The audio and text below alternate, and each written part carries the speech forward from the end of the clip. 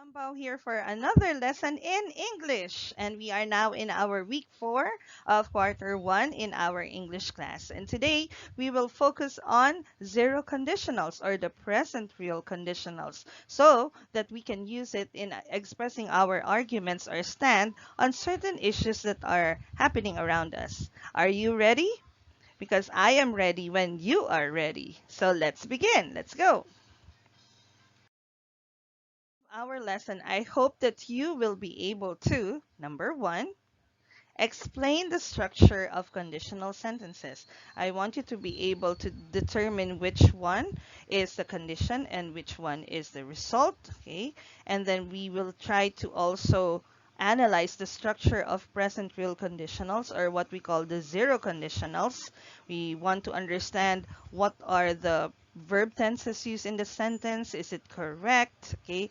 Does it have the correct punctuation? So that's what we are also going to do today. And then lastly, I hope that you will be able to express arguments using present real conditional sentences or what we call the zero conditionals. So if you're ready, then let's go right ahead. What are conditional sentences? A conditional sentence is a sentence that gives a condition and its result if it happens. Looking at the definition, we could say that there are two parts. And the two parts are, number one, the condition, and then we have the result. The condition is also known as the if clause. It's called an if clause because it typically starts with an if. But there are times when we use when or whenever. The condition or the if clause is a dependent clause. A dependent clause is a clause that cannot stand on its own because it doesn't have a complete meaning on its own. The result clause, on the other hand, or the main clause, is what we call an independent clause. It is an independent clause because it can stand on its own. It has its complete meaning on its own. So together, the dependent clause, which is the condition or the if clause, put together with the result or the main clause, we get a complex sentence. And this complex sentence is what we know as the conditional sentence. Speaking of the condition clause, let us go back to what I said earlier, that the condition clause is also known as the if clause. It's called an if clause because it typically starts with an if. Okay, and I also said that there are times that we also use when or whenever. We use if we want to suggest that something happens less frequently. Kumbaga, hindi naman siya gaanong kadalasang nangyayari. Okay, but I am stating that condition. But when I use when, I am suggesting that something happens regularly. It means madalas na ito yung nangyayari. And that is the condition that I am stating.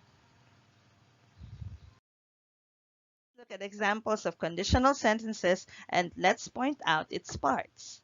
The first sentence is, if you listen attentively, you will learn. The second sentence is, you will learn if you listen attentively. What do you notice about the two sentences? You're right. They mean the same thing, but they are written in two different ways. But they are both conditional sentences. Let's look at the first sentence. The first part is, if you listen attentively. What part is this? Yes, this is the condition or the if clause. How about the second part? You will learn. You will learn here is our result or main clause. Let's look at how it was written in another way in the sentence below. You will learn is the first part, and it is your result or main clause. And it is immediately followed by if you listen attentively, which is our condition or if clause. What do you think is the difference between the two? Is there any difference between the two on the way it was written? Aside from the condition came first before the result in the first sentence, and then in the second sentence, the result came in before the condition? Very good. You saw the comma in between. If you listen attentively, you will learn. In this case, when the condition comes before the result, you have to separate them with a comma. So let us remember that by having this simple syntax, which is condition, comma, and then result. Remember the acronym CCR. Wow, parang mag-CCR lang. So CCR stands for condition, comma, and then your result. Now, let's look at the second sentence. We have here the result immediately followed by the condition, and you don't separate it with a comma. So let's remember this with this syntax, which is result, condition.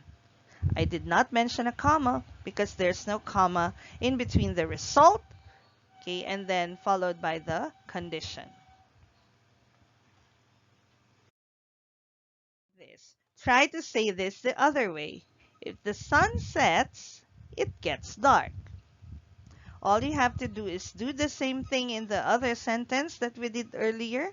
Okay, you have to just flip it around. Okay, what came first here is the condition, and then it is followed by the result. Let's now have the result at the beginning of our sentence, conditional sentence. Can you do that for me? Okay, if you answered, it gets dark if the sun sets, then you're correct. Let's try another one. How about trying this one? Iron rusts if it gets wet. In this sentence, the result came in first, which is iron rusts. And what was the condition? If it gets wet. I want you to say it the other way around. If you answered if iron gets wet, it rusts, then you are correct. What are zero conditionals? Zero conditionals are used for when the time being referred to is now or always, and the situation is real and possible. So it is also called present real conditionals.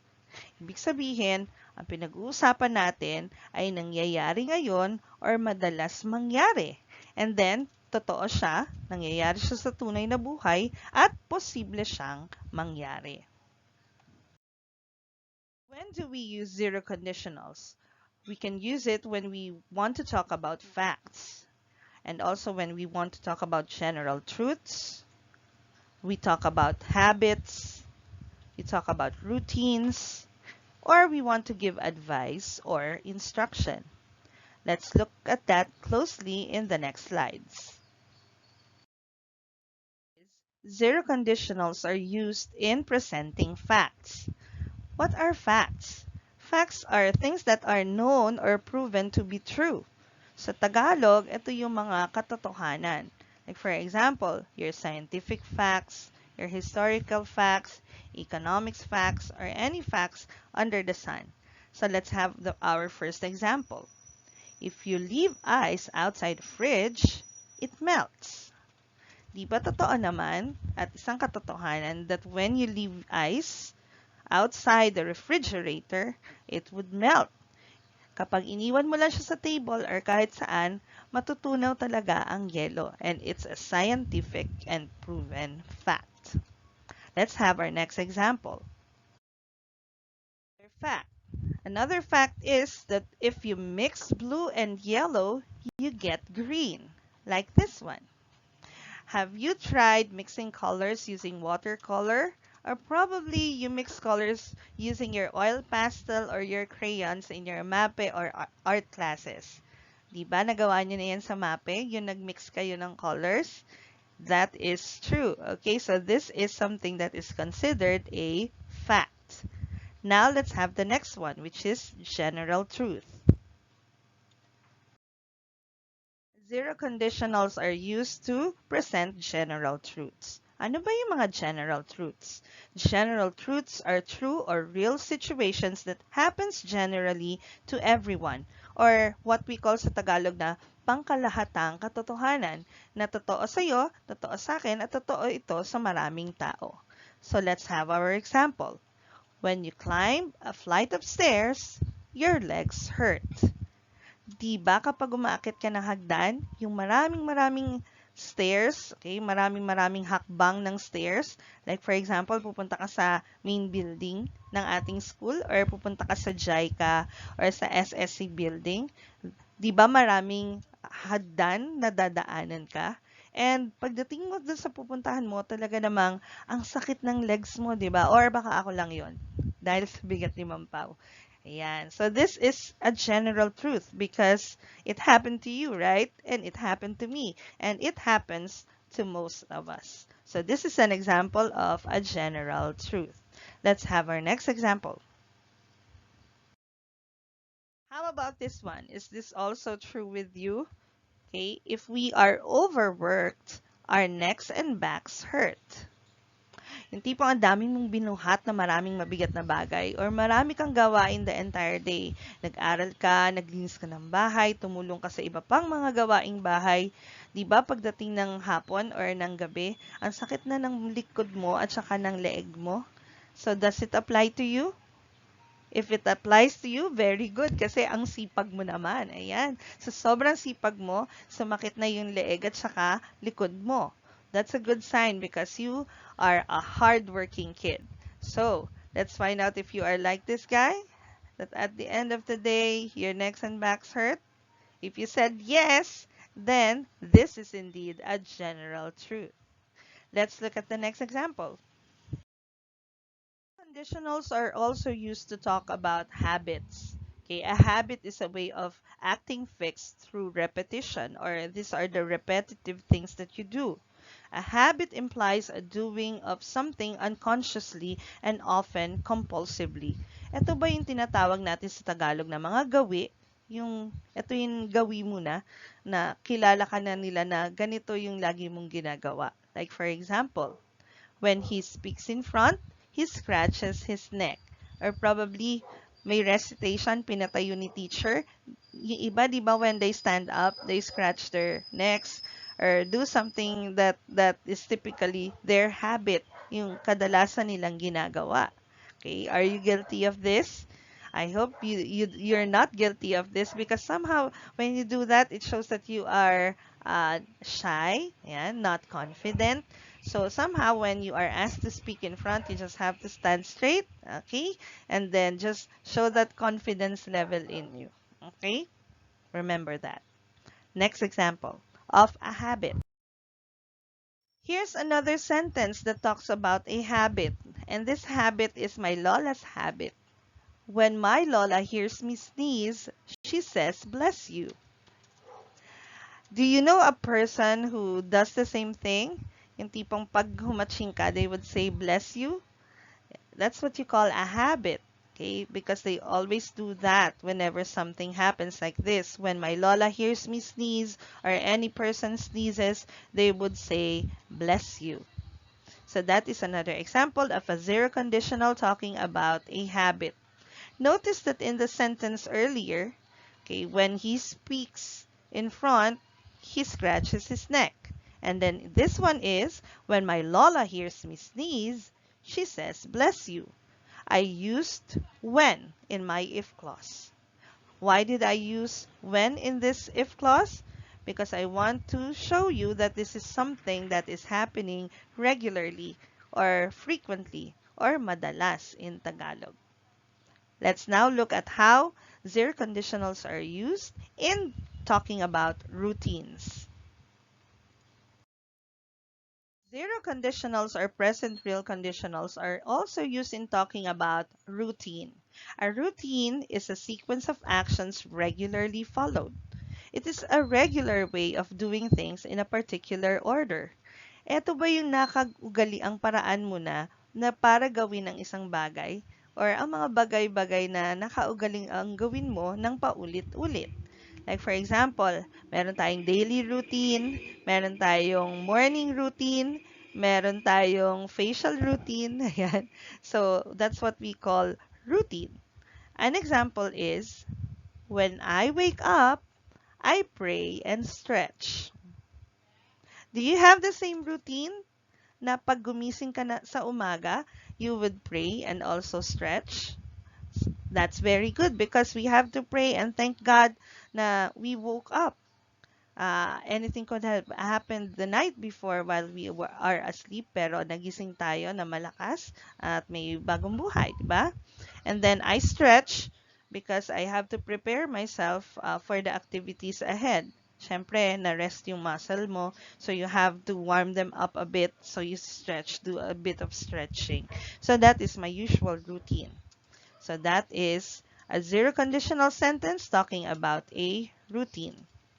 Here's the next one. Another example of zero conditional sentence talking about a routine is this. When I want to remember things, I write them on post-it notes. Like this one. Ganyan din ba kayo that you want to remind yourself about important things so you write it down and stick it somewhere, okay, that you could always see? Ayan, nasobrahan naman ng post-its to kasi naging wallpaper na. Ayan. So this is a routine of mine whenever I try to remember something, an important event, an important word, an important reminder or passage. I write it down on post-it notes. And then the next part is I post it on the wall or a cork board. Okay?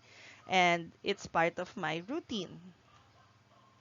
Now let's look at the next one, which is about giving instructions. Conditionals can also be used in giving instructions, okay, or giving a command. Like for example, if you want to speak to the operator, press 1. Narinig mo na ba to?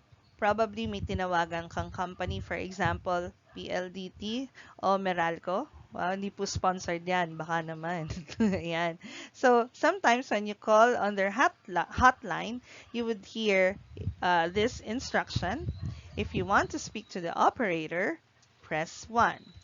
So, it is telling me to do something in a certain situation, a certain way. So, simply, it is a command. So that I, the caller who wants to talk to the operator, is instructed or commanded to press 1 if I want to speak to the operator. Here's another example, this time on giving advice. Giving advice simply is, well, you give someone an advice if you want to tell them what you think they should do in a particular situation. Like for example, if your friend needs help, you should help them. Again, if your friend needs help, you should help them. Like this one. Have you helped a friend today like the minions here are doing? I hope you are because that is a sign that you are a good friend. Good ka dyan. Good job ka dyan. We're done talking about when to use the zero conditionals, and we said that it is when we talk about facts, talk about routines, general truths, habits, giving advice, or giving instruction or command. This time, let's find out how will we write our sentences and what tense of the verb should we use. The tense of the verb to be used for both the condition and the result is the simple present tense. Again, the simple present tense. And what is the simple present tense of the verb? The simple Alright, so what is the simple present tense verb? The simple present tense verb is also known as the base form or the simple form of the verb. No additional D or ED or ING at the end. And also we must remember that the simple present tense verb must agree with the subject. So let us brush up on our knowledge on the subject-verb agreement. Let's talk about the basic rules that we have to remember. Do you still remember the basic rule in subject-verb agreement? If you don't, then let me remind you. First rule is a singular subject goes with a singular verb. A singular subject is only one in number, singular. So it needs a singular verb. Ma'am, paano nga ba yung singular verb? Nakalimutan ko na. Okay, so the singular verb, you simply add s or es at the end of the verb. Second rule, a plural subject needs a plural verb. Eh, ma'am, paano na naman yung plural verb? Anong itsura nun? So this time, there's no need to add s or es. It's simply the base form or the simple form of the verb. Got that? Very good. Let's try it in some examples. Let's look at the following examples and let's try to find out if it made use of the correct tense of the verb. When he speaks in front, he scratches his neck. This is the sentence that we had about habits, right? So let us find out what are the subjects and the verbs used in this sentence. He is the subject here, and it is a singular subject. And because it's a singular subject, it would need a singular verb. And the singular verb used here is speaks. Let's now go to the result clause or the main clause. In the main clause, the subject is again he. And when we talk about he, the pronoun he, it is a singular pronoun. Therefore, it is a singular subject. And what is the verb used here? Very good. It is scratches.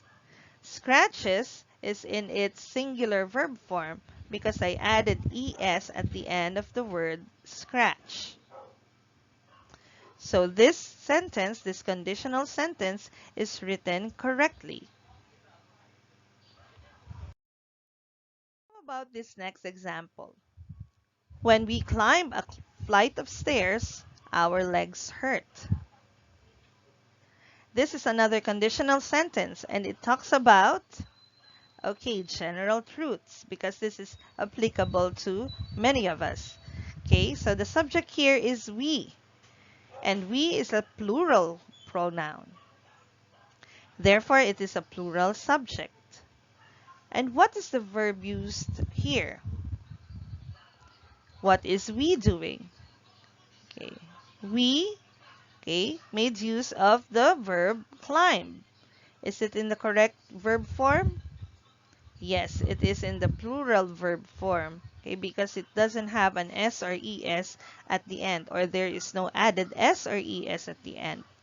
How about our result clause? Our legs hurt. What is the subject there? Very good, that's our legs. Our legs is plural in form. Okay. Therefore, it is a plural subject. And then what is the verb used there? What's happening to the leg? Okay, hurt. Okay, hurt is used because we have a plural subject. We need a plural verb. And a plural verb, we don't add s or es to it. In every rule, there is an exception, and that is with the pronoun I and you. We take I and you as singular pronouns, but in this case, even if they are singular, we will not make use of singular verbs, but we will take a plural verb for them, like in these examples. Number one, I love you. And the next one is, you love me.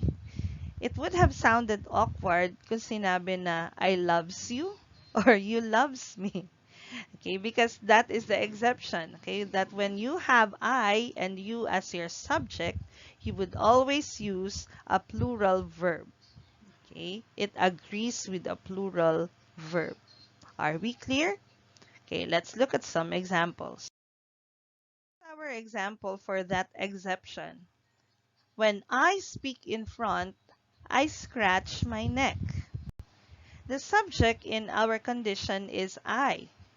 And then it is what we call the pronoun exception. And with that, we have to remember that I would always take a plural verb. And the verb here is speak. Speak is in the plural verb form because we did not add s or es at the end. In the result clause, we also have I as your subject.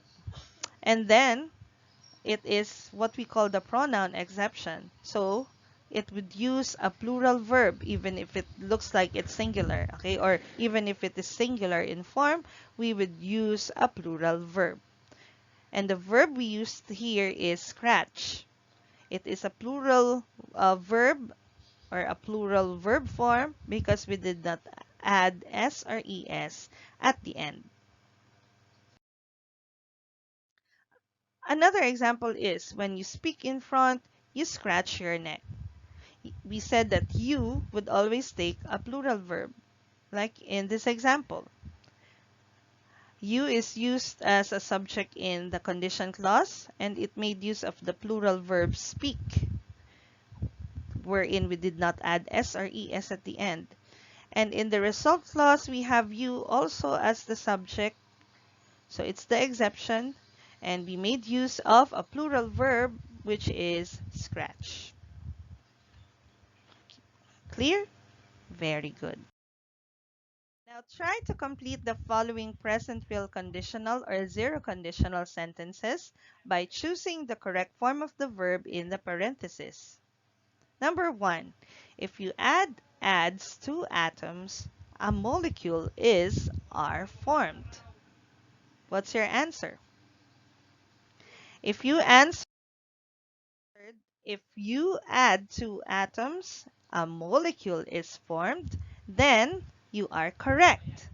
You here would need a plural verb, which is add. And then a molecule is only one, therefore it would need the singular verb form of the verb be, which is. How about this one? When the sky is are clear, we always goes to the park before we go home. This is talking about a routine. What's your answer? The correct answer is when the sky is clear, we always go to the park before we go home. The sky is singular, so we make use of the singular be verb form, which is. And then we is our subject in our result clause, so it would need a plural verb, which is go. How about this one? If you wants to choose from the menu, checks the boxes on the screen. This is me giving instruction, right? So what is your answer? If you answered want and check, you are correct. Because in the if clause, we have you as the subject, which is an exemption, okay, wherein you would need a plural verb, okay, and the plural verb here is want. And then in the next one, there's no subject there, ma'am. But I'm talking to you. That's why it is a direct imperative, okay, that I am asking you to do something. Okay, so that here, you also applies in the other clause. So the correct answer here is a plural verb, the plural verb form, which is check. Let's try this one. Number 4. My friend listens to sentimental music when she is are sad. Okay. What is your answer here? Okay, your answer, if you answered listens and is, you are correct because our subject in the result clause is my friend. My friend, okay, is singular. Therefore, it needs a singular verb. And with singular verbs, we add s or es at the end. Here, it is listens. And in our condition, we have she as your subject. And therefore, she is a singular pronoun. So it is a singular subject. And it would need a singular verb, which is the be verb form here of is. Last one. Our parents corrects us when we commits mistakes. Does this happen to you? Is this a general truth? Yes, it is. If you answered correct and commit, you are correct because our subject here is our parents. It is plural. And because it is plural, it needs a plural verb, which is in this case correct. And then we have we as the subject in our condition clause or if clause. Then we is a plural pronoun, and then it's a plural subject. Therefore, you would need a plural verb, which is commit. A plural verb. In a plural verb, we don't add s or es. How did you score? Okay, I hope you scored really high in that practice. Okay, but now let's go to the next part, which is talking about how we use conditionals in our arguments. Okay. Conditionals can be used in expressing a stand or argument like our zero conditionals earlier. Okay.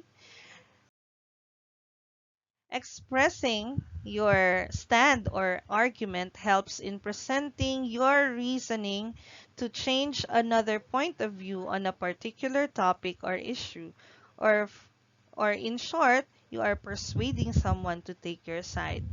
'Di ba, pag meron kang opinion or ito yung pananaw mo about an issue, okay, you are trying to persuade another person, you can make and you are speaking to them in English, you can make use of conditionals, okay, in expressing your stand or argument.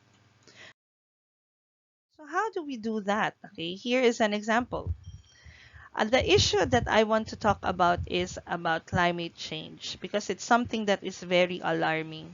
So that I have my conditional here. If we cut down on burning of fossil fuels, we lessen the amount of greenhouse gases in the atmosphere. Okay, this is another conditional sentence because it has the following parts. We have the condition. I propose the condition of if we cut down on burning of fossil fuels, and then we have, that would be the condition or the if clause. If that is met, then we will lessen the amount of greenhouse gases in the atmosphere. That would be the result. I am expressing my stand on what we should do about climate change. Okay, so climate change can be mitigated or somehow lessened. Okay, the effects of it can be lessened if we do this, and this is what I am proposing. Okay, this is my stand or argument. So it's like giving instruction, right? Let's take this other example. Another conditional used to express an argument about climate change. Okay, if we lessen the amount of greenhouse gases in the atmosphere, we help reduce the effects of climate change. So I believe that when we meet this condition, when this happens, then this will be your result. I am raising this zero conditional argument, okay, because I want to somehow help out in addressing the problem in climate change. And I hope it also opens um, a venue for you to dig deeper into the issue on climate change, which we will do later. Okay. Here it is a zero conditional because if you would notice, I use the simple present tense verb in the condition here, which is lessen, and then here help. Okay. Help is also a simple present tense verb. Okay. And I have a condition and I have a result. So all of those conditions about a zero conditional is met in my sentence here. Can you do the same thing right like this one? I hope you could also do the same thing. So that I will be giving you your turn to write your own arguments about the issue of climate change. Okay, so this is something that we really have to be exposed to. Okay, something that we have to look deeper into. Okay, so how will we? Here I would ask you to somehow watch a video of a young environmental journalist named Greta Thunberg. I think she is younger than you. Okay, so she is a young environmentalist who talks about climate change in a TED Talk video posted on YouTube. Okay, this was in Stockholm, Sweden, where she delivered her speech. Okay, so I would ask you to watch that. Okay, this is Greta Thunberg. Okay, look how young she is, and she is making a difference in this world because she is fighting against climate change, and she raises awareness by talking about it in social media and going on rallies. Okay, for battle against climate change. Here's the video link in our video, but I will also be sending it in our GC so that you could watch it over YouTube. And when you're done watching that video, I would ask you to do this. I want you to write your 5 conditional sentences that expresses your arguments about climate change. How will you submit it? You're going to write it on a piece of paper, take a picture of it, send it or turn it in our Google Classroom, or probably you can do it in Google Docs, or type it on Microsoft Word, save the file, and then turn it in our Google Classroom link for this assignment. I hope you learned a lot today, but let me remind you once again that conditional sentences are sentences that give a condition and its result if it happens. And it has 2 parts, the condition or the if clause and the result or the main clause. Also, I'm reminding you that zero conditionals are used for when the time being referred to is now or always and the situation is real and possible. Another thing, you may make use of it in talking about facts, general truths, habits, routines, giving advice or instruction or command. And then lastly, remember that in the zero conditionals or the present real conditionals, you have to make use of the simple present tense of the verb in both the condition and in the result. If you had fun learning and doing your best today, you will get ahead in the future. I hope you had fun learning about zero conditionals or present real conditionals in our English class today. Again, this has been Ma'am Pao. Thanks for today. You were all awesome. Okay, see you next time in our next lesson in our English class. Bye.